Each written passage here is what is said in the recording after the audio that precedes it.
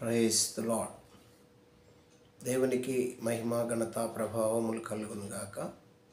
ప్రియమైన దేవుని బిడ్డలారా, దైవ సమాజమా, దేవుడు మనల్ని ప్రేమించి మరొక నూతన దినము, పునరుత్థాన దినము, ఆదివారాన్ని ప్రభు మనకిచ్చినందుకు దేవుని స్తుతిస్తూ హల్లెలూయా చూద్దామా. హల్లెలూయా.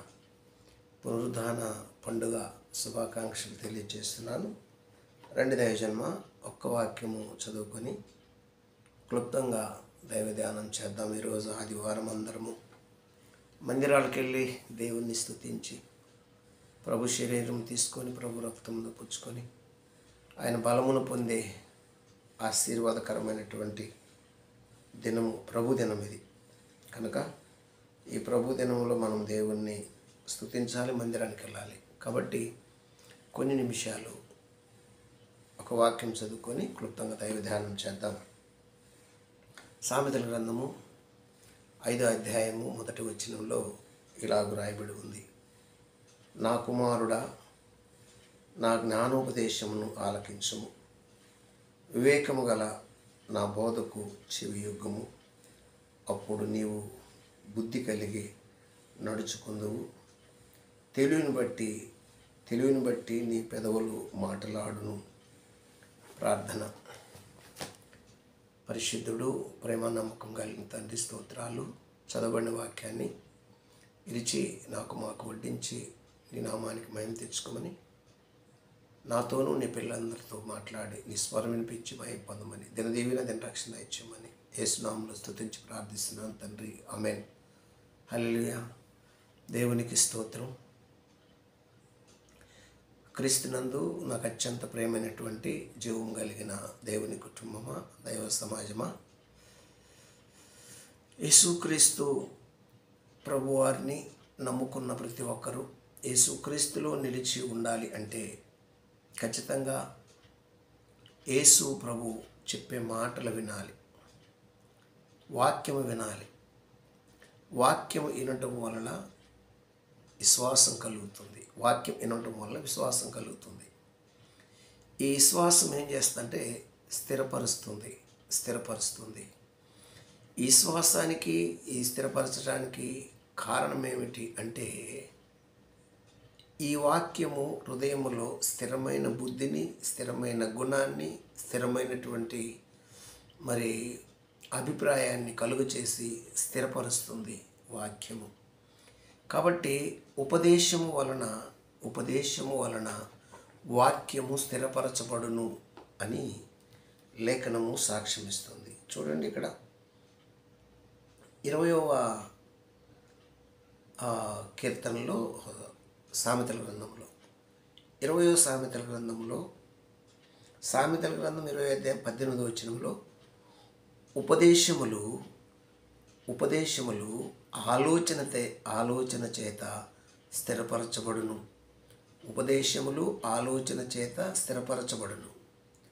వివేకము గల నాయకుడివై యుద్ధము చేయము. వివేకము కలిగిన నాయకుడివై యుద్ధము చేయమును.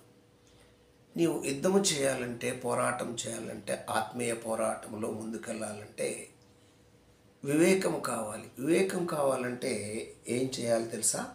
ఉపదేశం వినాలి. ఉపదేశము ఏం చేస్తుందంటే, ఉపదేశము ప్రవర్తనను, ఆలోచన విధానాన్ని స్థిరపరుస్తుంది ఉపదేశము.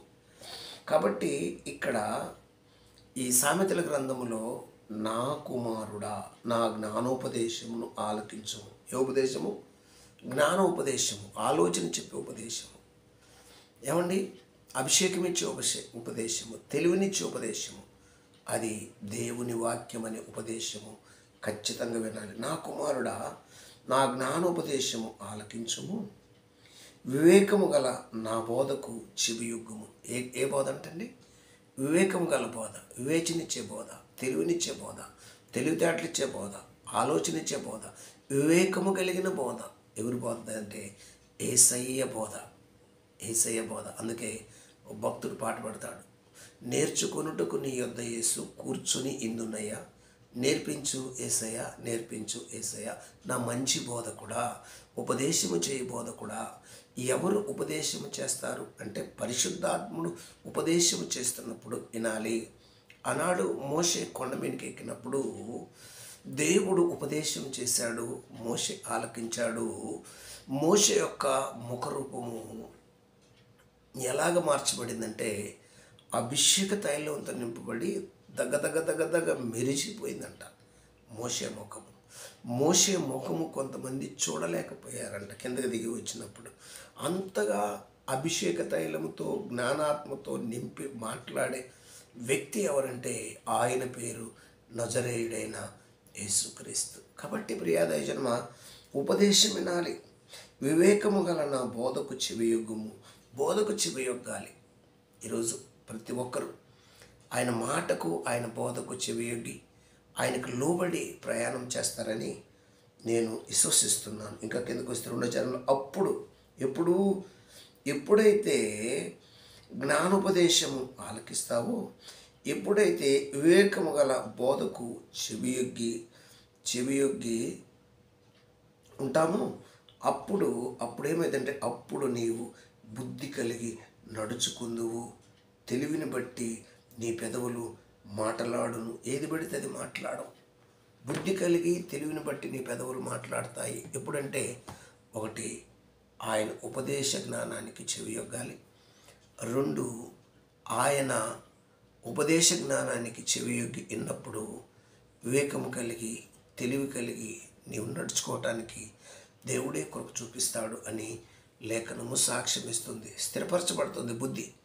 కాబట్టి ఇంకా మనం ముందుకెళ్తే నీ ప్రవర్తన అంతటి మీద ఆయన అధికారమునకు అప్పచెప్పుము అంటాడు. మన ప్రవర్తన మీద ఆయన అధికారము, ఆయనకు మనం లోబడటము, మనం ఆయన్ని అప్పగించుకోవటము ఎప్పుడైతే చేస్తామో దీవించబడతాము, ఆశీర్వదించబడతాము. ఆయన వాక్యమేను ఆశీర్వదించబడు. ప్రార్థన చేద్దామా? పరిశుద్ధుడు ప్రేమ గల తండ్రి స్తోత్రాలు. ఎత్తబడిన వాక్యం ఫలింపచేసి మహిమ పొందమని, దిన రక్షణ ఇచ్చామని, ఈరోజు మందిరానికి అందరూ వెళ్ళి ప్రభా నీ వాక్యమే నీ శరీరంలో రక్తములు పాలిపంపులు పొంది బలం పొంది రావటానికి కృప చూపించి దిన రక్షణ దయచేసి మహిమ పొందమని యేసునామమున అడుగుచున్నాను తండ్రి. ఆమేన్. God bless you. దేవుడు మిమ్మల్ని దీవించి ఆశీర్వదించును గాక. ఆమేన్.